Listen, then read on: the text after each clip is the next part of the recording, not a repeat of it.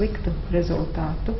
Un tādēļ kā budistiem pirmais, kas mums ir jādara, mums ir jādzīvo morāla dzīve. So the basic morality we observe are, number one, non-killing. Why we don't want to kill people? Because we believe in the law of karma. If we kill people, our life also will become short. Just like you throw a ball to the wall, the ball rebounds. Un morāli ietver 5 lietas. Pirmā ir nenogalināt, jo, ja mēs nogalinām cilvēku, tad mēs radām sev sliktu karmu. Arī mūsu pašu dzīve būs īsa. Tas ir tāpat, kā jau teicu par bumbu, kuru mēs metam pret sienu, tā atklāts. So we do not want to kill any beings based on understanding. Not because Buddha said you should not do. No. We understand we don't want to kill people because firstly we want to protect our own life as well as we protect other beings' life. We have compassion for other beings' life. Un Buda nav aizliedzis nogalināt. Šis te aicinājums nenogalināt ir nāk no sapratnes, no izpratnes par nogalināšanas sekām. Un nenogalinot citu cilvēku, pirmkārt jau mēs darām labu arī sev, mēs aizsargājam sevi. Mēs aizsargājam sevi un mēs aizsargājam otru cilvēku dzīvību un labklājību.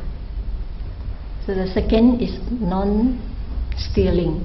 We don't want to steal other people's property or we don't want to take away other people's property without their agreement.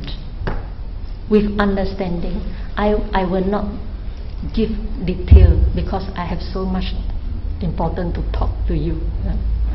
Otrs noteikums nozīmē nezakt vai neņemt to, kas pieder kādam citam un neesam prasījuši viņam atļauju ņemt. Un par šo arī varētu plaši skaidrot, kādēļ tas tā ir, bet šodien to nedarīšu, jo vēl ir daudz būtiskas lietas, kuras vēlos pavēstīt. And number 3 is we don't want to have any wrong sexual misconduct with other opposite sex.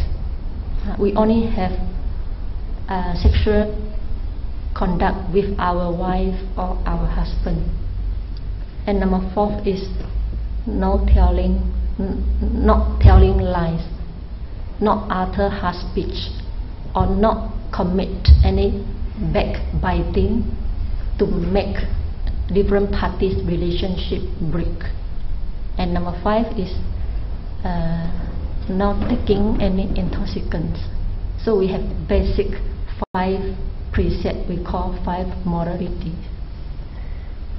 Trešais noteikums ir ievērot pareizu seksuālu uzvedību, kas nozīmē, ka seksuālās attiecības pastāv tikai starp partneriem, vīru un sievu. Ceturtais noteikums ir par pareizu jeb labu runu, kas nozīmē, ka mēs nemelojam, neaprunājam aiz muguras un neizplatām baumas, kuras var sašķelt kādu cilvēku kopību vai attiecības. Un 5. ir, ka mēs neapreibināmies. So this 5 precepts of morality is the foundation for Buddha's teaching. With the understanding of the law of karma, we observe this morality because we want to protect ourselves as well as we want to provide security for other people. Un šie 5 noteikumi ir tātad šīs te budisma morāles pamatā, un tos ievēro dēļ karmas darbības izpratnes. Un tādējādi, ievērojot šo morāli noteikumus, mēs pasargājam paši sevi un arī palīdzam veidot drošu atmosfēru sabiedrībā. So if a person commit the wrong verbal action and bodily action, this is called transgressing defilements. Un ja cilvēks pārkāpj šos te noteikumus, tātad veic sliktu runu vai kādas sliktas darbības ar savu ķermeni, tad tos sauc par transgressing, like breaking the precept. Tātad par šo te noteikumu pārkāpumu. So we have 3 different stages of defilements. Number 1 is called latent. Number 2 is obsessive, arising at the mental level. And number 3 is called transgressing. From the mental level is spread up into bad verbal speech or bad bodily actions. Tātad ir 3 līmeņi šiem te sārņiem. Pirmais bija šis latentais līmenis, otrais līmenis ir šis te pārņemtais prāts, un trešais līmenis ir, ka dēļ šī te pārņemtā prāta mēs pārkāpjam kādu no šiem te uzvedības noteikumiem. So I give you a simile, for example, a matchbox and a matchstick, matchbox. Tātad izstāstīšu kādu līdzību par sarkociņu kastīti un sarkociņu. In a matchstick, the head of the matchstick is like the latent defilements, latent there. When the matchstick does not strike the matchbox, the fire will not come.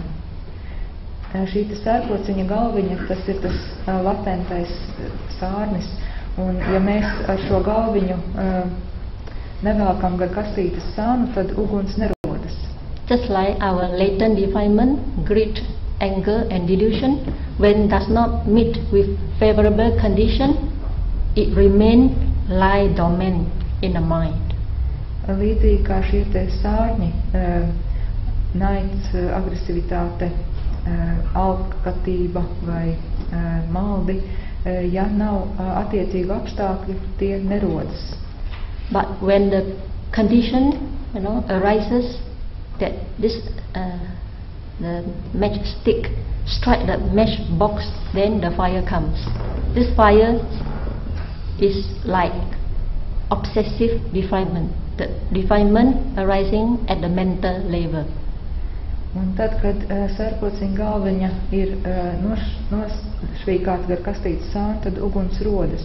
Un uguns ir šis te otrā pakāpe šim te sārnim, kad mūsu prāts ir pārņemts. And this fire can burn other people, as well as this fire stick burn itself and burns other people. Un šī uguns var apdedzināt, tā var sadedzināt citus cilvēkus, un tā var sadedzināt mūs pašus, līdzīgi kā arī sarkociņš var nodegt pats, kad ir aizdedzies. This is called transgressing defilement. Un tad ties jau ir sārnis, kas izraisa noteikumu pārkāpumu. So all these 3 types of defilement give us suffering as well as give other people sufferings. Un šie sārņi rada ciešanas mums pašiem un arī citiem cilvēkiem. So it's important to overcome these 3 types of defilements. Tādēļ šos 3 veidu sārņus ir ļoti svarīgi prast pārvarēt. And we have special different ways to overcome these 3 types of defilement.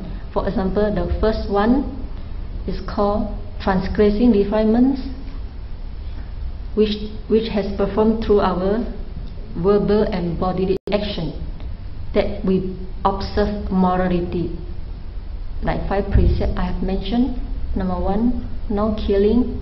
Number 2, no stealing. Number 3, no wrong sexual misconduct. And number 4, no telling lies or no backbiting, no harsh speech.